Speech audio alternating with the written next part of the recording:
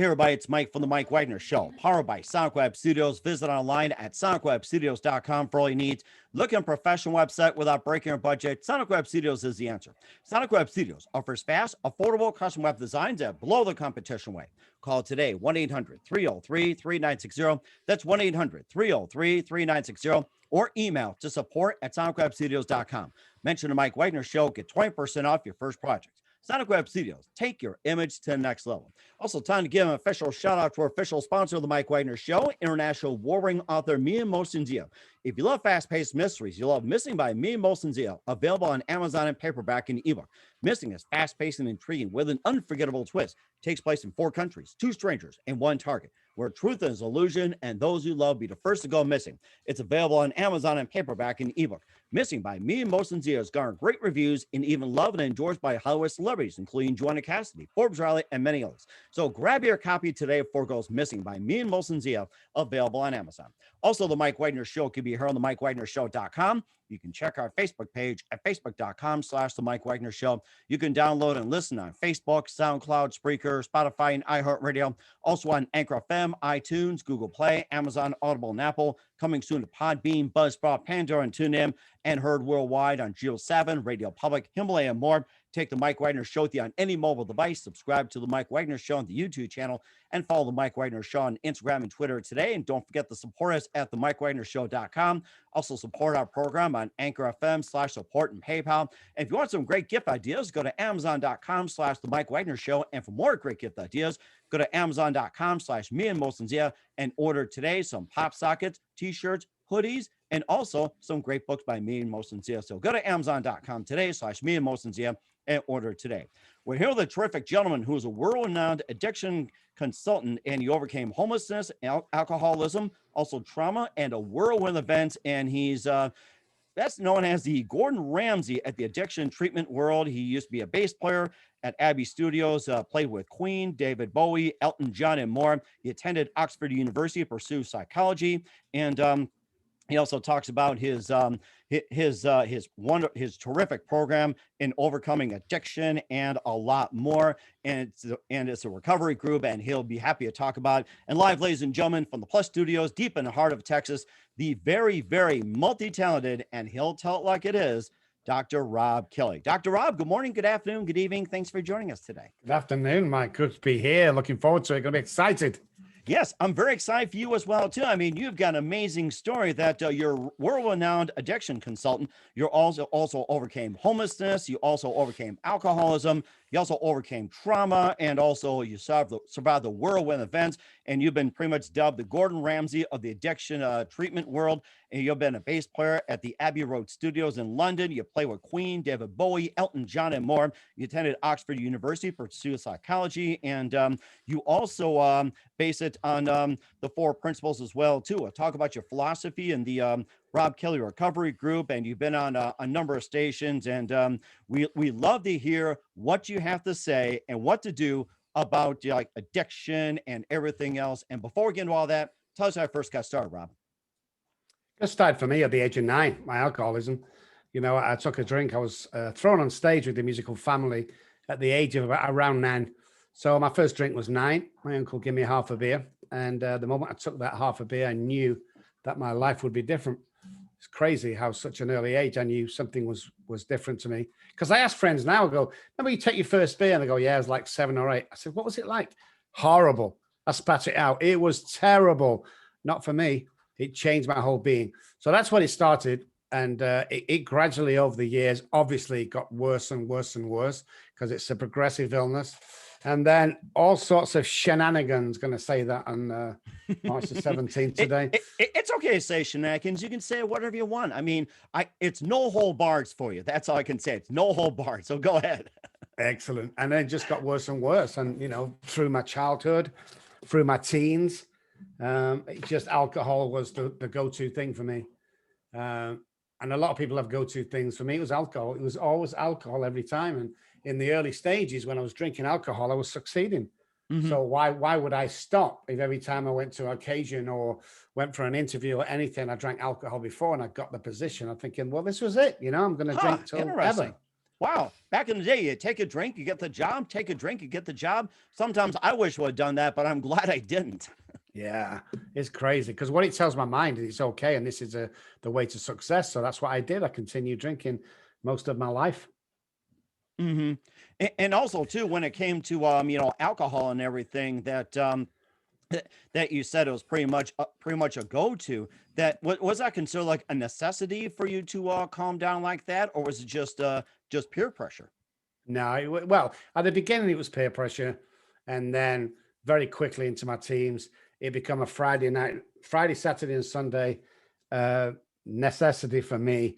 And then as the years went on, it became every day, Mhm. completely every day. And when did you realize that this was a serious problem and you started to get help? You know, I never got help through the marriage, through the children, through all the violence, through all the craziness in the house, outside. Became homeless, a year on the streets, and then I realized I had a problem. After all that happening, you would have thought from day one, but it just wasn't like that for me. Mm-hmm. He also played bass as well too at Abbey Road Studios. Played with Queen, David Bowie, Elton John, and all that. And tell us a bit about that. And what's it like playing with those guys? Well, first of all, I got an audition when I was about 16, I think. And this is the typical me. I stood outside the studio and thought, oh my God, I'm so nervous. Let's have a beer before I go in. So I did. Went home, got the letter. A week later, I got through the first, got a second audition, went back, drank 2 beers for my second.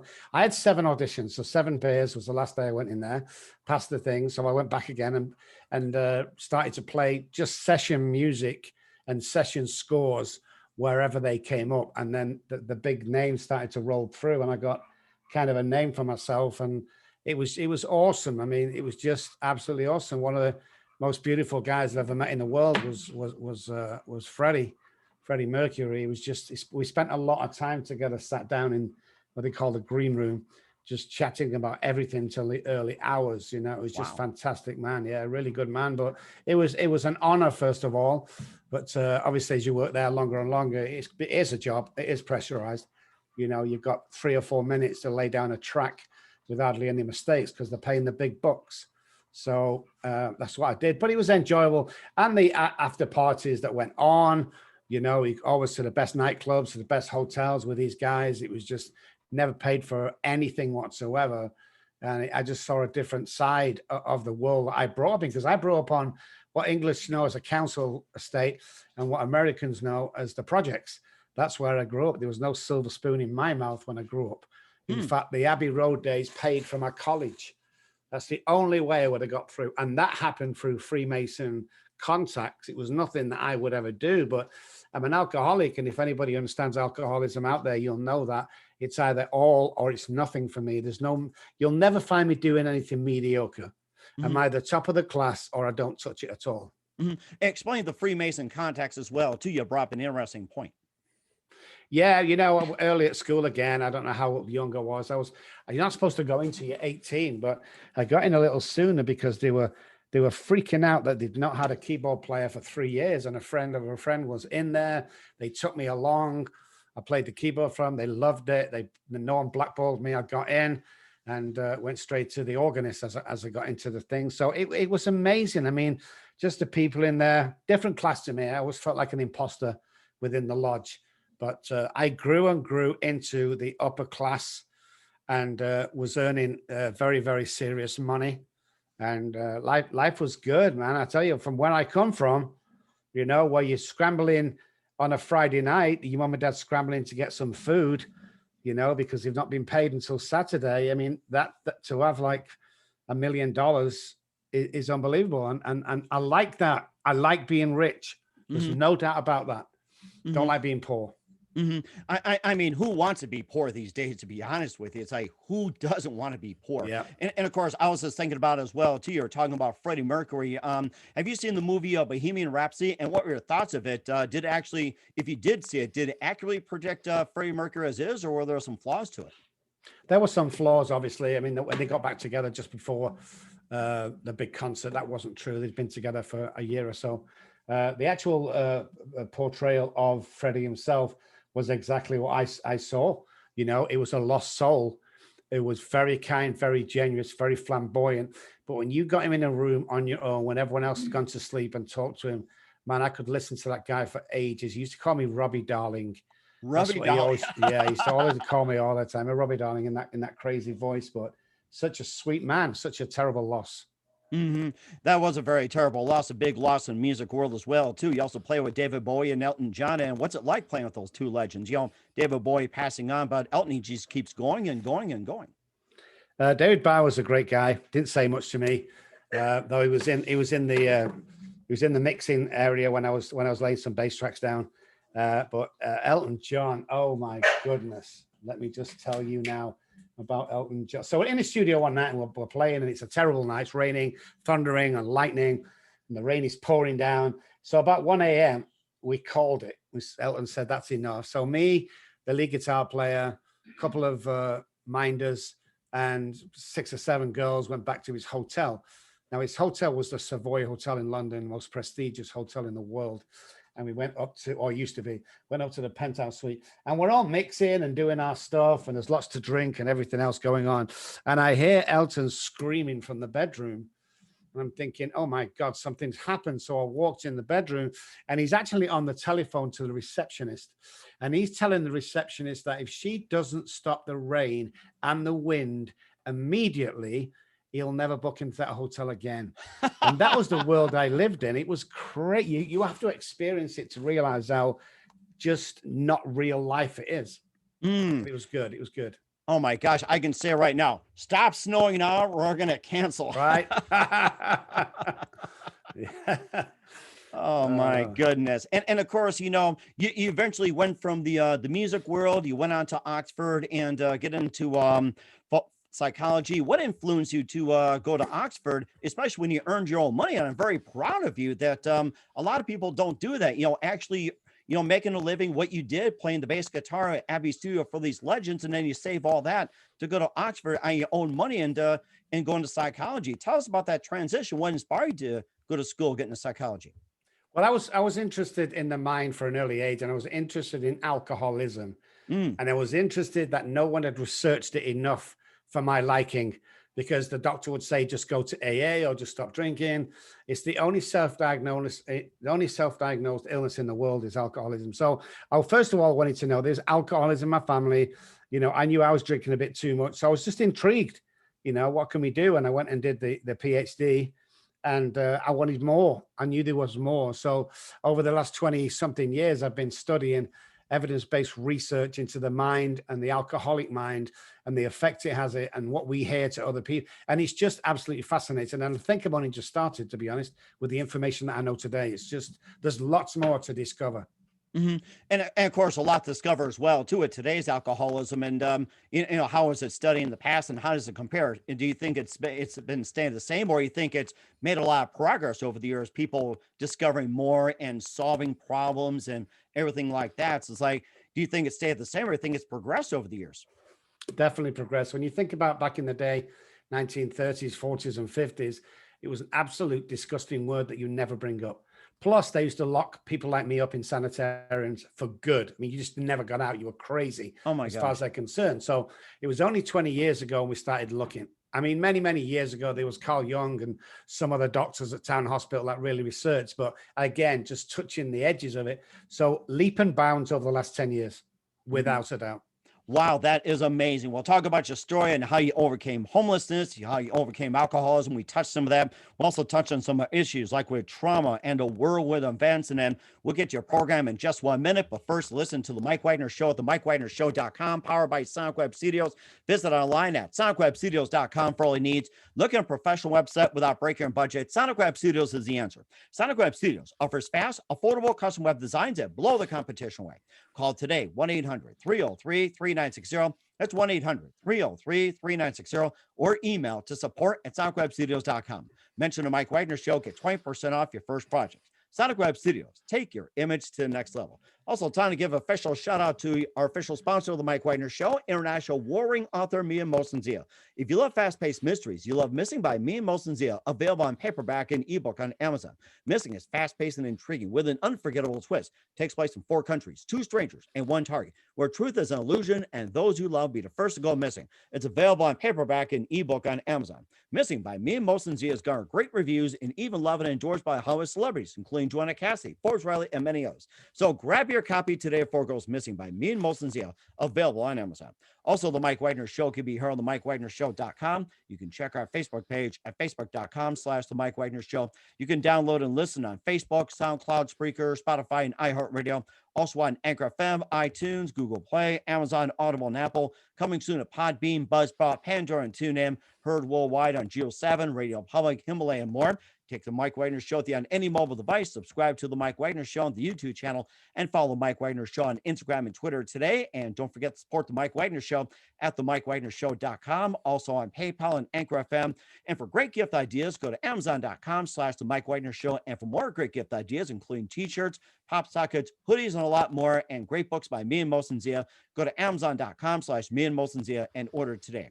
We're here with Dr. Robb Kelly of the Robb Kelly Recovery Group here on the Mike Wagner Show. And we talked about his amazing background in music as well, too, being a bass player over Abbey Studios with Queen, David Bowie, Elton John, and of course, making a great transition from going to music into psychology. And the way to do it is, in order to get to a prestigious place like Oxford, all you do is you just save up your money from what you're doing as a career and you just pay your way. And I mean, that's just fabulous what you did. And not only you accomplished that, which is amazing, you also overcame homelessness. We talked about, alcoholism. You can talk more about that if you like, trauma and whirlwind events, and maybe just ways and how you overcame all of that before we talk about your program. Well, when I was on the streets, I knew that I was done for. I knew that was my lot. I tried to commit suicide 6 times. On 2 occasions, I succeeded. My heart stopped and they brought me back to life on the side of a smelly road. So I thought that was my lot. And then I had what some people call a spiritual awakening.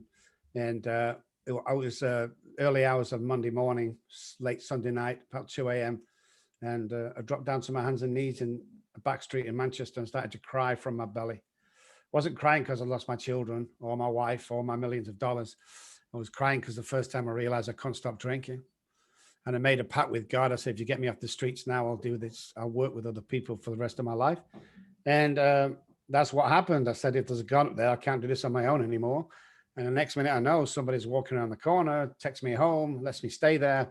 And everything started from there. So I'm a great believer in once you get clean and sober as an alcoholic or addict, you can achieve anything you want to.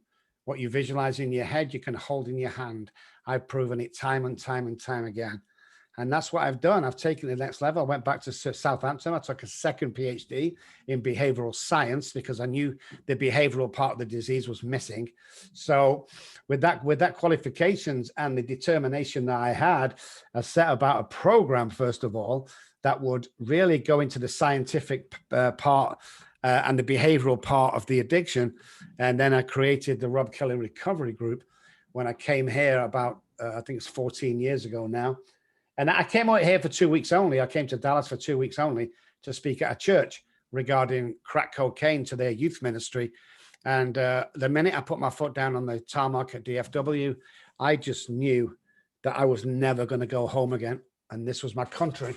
So, which was awesome because this time or just before last week, I became a U.S. citizen. Congratulations. Yeah, we're happy so to have good. you in America. We're so happy to have you on board. Such amazing. I don't know why I lived it that long, but I mean, the occasion itself would brought me to tears. It's like, because when I first came here, I was saying, well, if you just get married, you could get a green card easily. And I'm like, no, I respect the United States of America so much. I will wait and pay money, about $10,000 to become a green card holder, a permanent resident. And then I got married. I was very adamant about that. My country is USA, period. Mm-hmm. And that's where I am.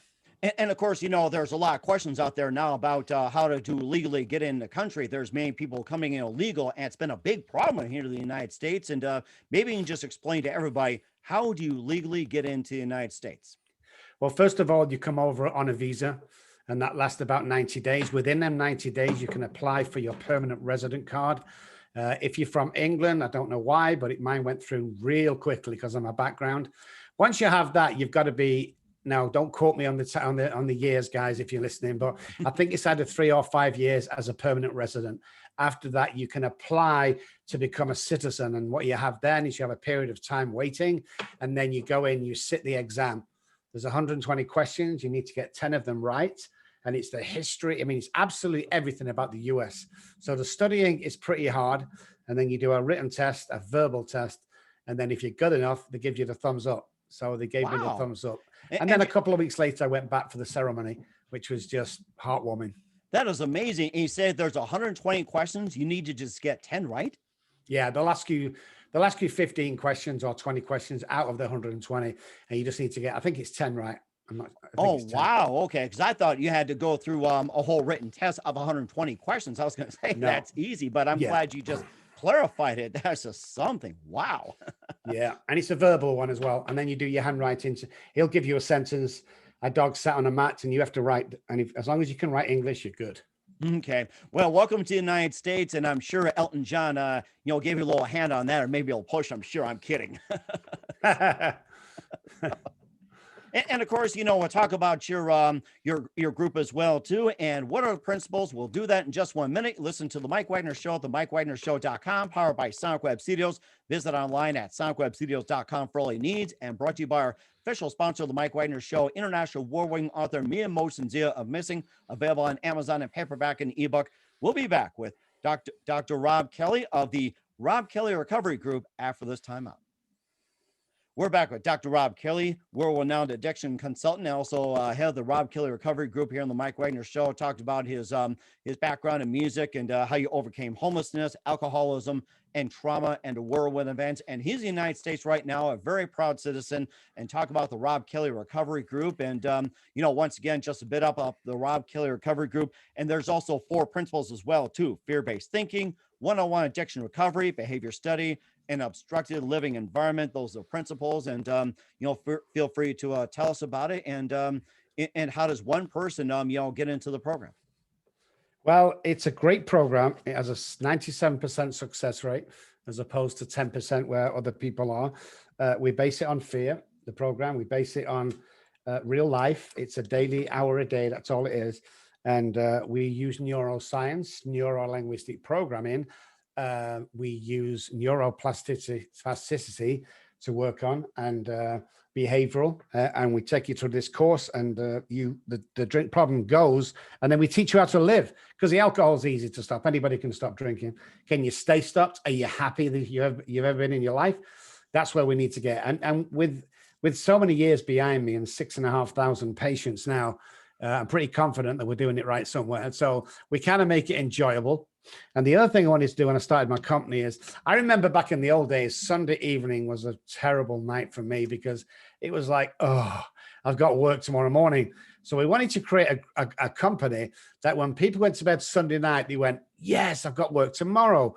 So that's what we do. We make it happy. We take the staff out Friday for Feel Good Friday, we call it, and we pay for everything that they want, saunas, massages, haircuts, nails. And then we just try and be happy. I mean, it's a happy environment. Everyone's qualified, everyone's experienced, and everyone's licensed. But we just create this environment where you just love to come. That sounds amazing. And I wish I did that at my previous jobs. And I could have interviewed maybe 10, 20, 30 years ago, and I could have applied it. But if you're listening out there, pay attention to Dr. Robb. And, he talks about it. And of course, one-on-one addiction as well, to recovery, and also behavior study, and also some of the other steps that you go through. Yeah. I mean, the first thing you do when you come in is an assessment. Let's assess you, find out where you are, psychological test, and we find out where your mindset is. And then we'll give you a couple of other tests, and then we decide if we're taking you on. So you have to have been in treatment before. You have to be a serious alcoholic or addict, and you have to want to get well. And then we only take on between 4 and 6 patients at any one time, and it's a 90-day program. So really, you've got a team of guys around you if you were going to come into the program 24 hours a day. And we walk you through, no matter where you are in the world. 99% of our work is telehealth. though you will have a sober coach in your area to take you out on weekends. So yeah, very good, very excited about it, and been doing it for years and years. But it's funny because the last thing my daughter said to me 20 something years ago when they took them off me was, "Daddy, Daddy, please stop drinking." And a couple of years ago, people kept saying, "Write a book, write a book, write a book." And I'm like, "Oh, I don't know." So my wife's got it all together. I passed her information after information, little bits and bobs. Somehow she put it together in a book. And 3 years ago, my eldest daughter got in contact with me, the one who said, "Daddy, Daddy, please stop drinking." And then we decided to call the book "Daddy, Daddy, Please Stop Drinking." Oh, wow. So you got a book out called Daddy, Daddy, Daddy, Please Stop Drinking. And where can we find it? And tell us a bit more about the book. That's interesting. "Daddy, Daddy, Please Stop Drinking" can be found on Amazon and Walmart. They're the two places you can buy it. It's $10. It's a great read. It's a thick read. It's not a 2-minute read just because it's $10. It's like, we don't take anything off the book. It goes straight in. Now, we give a lot of money every year away to alcoholics and addicts who are one-parent families who are struggling to try and get sober and clean, but they have children. We'll buy presents, we'll give gifts, we'll pay the rent, whatever we need to do to help you get up. So that's where that kind of money goes to. I mean, that's a little drop in the bucket, but it's basically my life. You know, this is what happened. This is how much damage it did. This is how much it hurt my family. Why my mom died of cancer a lot sooner than she should because of my homelessness, and she didn't know whether I was dead or alive. It's all that traumatic stuff that's turned around into a success story when I come to America. And it's funny because we were doing a photo shoot back in Manchester on the bench that I used to sleep on for 12 months. And it was free. It was only people hanging around, homelessness. And I lay on the bench to do this. And the feeling, it was like an empty town with just quiet whistling wind, because everybody turned around and looked at me. And my wife, she didn't know me then, but she started crying. It was a haunting scene, and that's also in the book, the haunting scene of me curled up on this bench. Unbelievable. Oh my gosh, that had to be something as well too. And how does this program differ from the current alcoholic programs as well too, like AA and some of the others? How does it differ?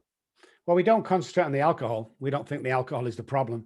You know, take away the alcohol, the drugs, the sex, the porn, the cake, whatever it may be, and I'm left with me. What's wrong with me? And what happens with alcoholics is you can go back. It's a predisposition.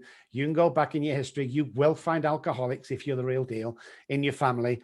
And we go back to the scene of the crime, back to your childhood. We clear all that stuff up, because that's what's making you drink and use. Then we bring you into the future. We build a life for you. You get excited about life, and away you go. And it sounds real simple, because it is real simple. We do keep it simple. We're very arrogant. We're very cocky. We're very aggressive at what we do. You know, we don't speak to any outside sources apart from a few, because, you know, we want our patients never to come back. In actual fact, we're the only company in the world that when you leave us, if you relapse while doing our program, we will refund your money. Nobody in the world does that. That's how confident we are. And 6,500 patients down the line, and you know, we've not been able to refund yet. Wow, that's amazing. And of course, we've had some people that relapse, they go back. And of course, your approach as well too, getting in their face, almost sounds like basic training in the U.S. Army. It's like a general get in your face. Yes. Lieutenant goes, "All right, soldier, stand up." You just get in your face and like, "Straight up, chin up," and just bark orders and everything. That's what it sounds like. It's just an amazing approach. It is, you Not know. one size fits all. Yes, correct. There was I was in my friend's house, Gordon Ramsay, hence the nickname I have. And I remember talking to him while he was cooking for us, and he said, "Rob, do you know why I'm the best chef in the world?" And I said, "Hell, because you can cook really well." And he said, "Nope, because I tell everybody I am." So that's what I started doing. I thought that was mind blowing. It's like, if you're confident enough to say you're the best in the world and you can back it up, why wouldn't you shout from the hilltops? And that's what I do. You know, I love my job, or as we like to say here, I do what I love because I love what I do. You know, we really like going out there and helping people. And you're such an inspiration as well too. And where can people find you? Well, at Google search Dr. Robb Kelly, or my website is robbkelly.com. I spell my name with 2 B's, ROBB. So robbkelly.com, all the platforms, anything you like, just jump on there, email me, tag me, friend me. And I want to put a shout out really, because if there's a parent out there or a loved one, a wife or a husband, listen, I know when I was struggling that so many people didn't know where to turn to. They're getting so much information.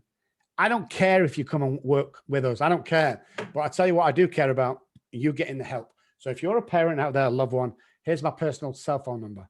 You call me, 5-minute chat with me. We'll put you in the right direction and it costs you nothing. It's 214-600-0210. Call me. We'll put you right. 99% you won't come to us, but we'll put you right. We'll talk to you as a parent and we'll calm you down and tell you what to do free of charge. Always do that. And what's a phone number again? 214-600-0210. That is the number to call in case there's anybody out there that needs help or knows someone needs help. Give Rob a call and do it right away. If you or know someone, especially a loved one, that's having trouble with alcoholism as well. We're here with Dr. Robb Kelly here on the Mike Wagner Show, the Robb Kelly Recovery Group, and you've just been amazing, Rob. I love hearing your stories and just great inspiration. And just a few more minutes here. We'd love to have you back on 2021 and beyond. And what can we expect from you for this year into the next? Well, we're going to keep working with people. We're going to do more television. I've been on Oprah, the doctors. I want to do more. I want my own reality show, which will be coming up next year sometime. And we just want to help as many people. And also we want to build a treatment center for the homeless in San Antonio, Texas, where people who have no money can come into treatment using my program and we'll get you well and send you back into the community. That's my dream. Anybody else have a dream like that? Call me. We'll talk. That is fantastic as well, too. And who do you consider biggest influence in your career, Rob? My biggest influence would be the guys that wrote the big book of Alcoholics Anonymous. Bill and Bob from the old days had it going on, along with Carl Jung. They knew something we didn't know, and it was phenomenal. So they're my heroes as in business. Obviously, my hero personally is my dad, my father, who, God bless him, had a stroke about a year ago and doesn't really know who I am today. But I had good people around. We didn't have much money, to be honest, Mike, but we had a lot of love around us. So them people kind of inspire me. And everyone else fighting addiction. You're heroes, guys. Yes, that's right. And of course, if anybody's battling addiction right now, give Rob a call and he'll give you number 1 minute. And what's the best advice you can give to anybody at this point? Guys, if you're out there struggling, if you're out there, you don't think you fit in or you don't think you're good enough, I want to apologize to you. Somebody put that there. You are capable of absolutely anything. What happened to when you was a kid? I want to be a fireman. I want to be an astronaut. What happened to them dreams? The society kicked them out of you. Get them back. You can do it. You can do anything you want. Look at me. I've proved it. Living proof indeed. You're amazing. Dr. Robb Kelly of the Robb Kelly Recovery Group, and also world-renowned addiction consultant on the Mike Wagner Show, and also book as well too. A very big thank you for your time, Rob. You've been absolutely amazing. Looking forward to having you again soon. Do us a favor, keep us up to date. Love you back on in 2021 and beyond. And before we go, tell us about your upcoming project. What's your website? How do people contact you? Where can people check out your program, purchase the books, or how do they call you for help? RobbKelly.com is on the line now. Search me, call me. You'll find my number online. You can message me on Facebook, even if you're not a friend of mine, and anything we can do. Buy the book. It's got everything in the book. We don't take a dime from that book. It's not all the profits. It's all the proceeds that anybody gives in, and much more that we do. So stay in touch, guys. Keep safe. And we're only here to help. That's our only aim. That is the most important thing. Dr. Rob, a very big thank you for your time. You've been absolutely terrific. Looking forward to having you again soon. Do us a favor, keep us up to date. Love you back on in 2021 and beyond. And don't forget to keep in touch. You've been absolutely terrific. I'm looking forward to having you on again. Thanks, Mike. Great to be here.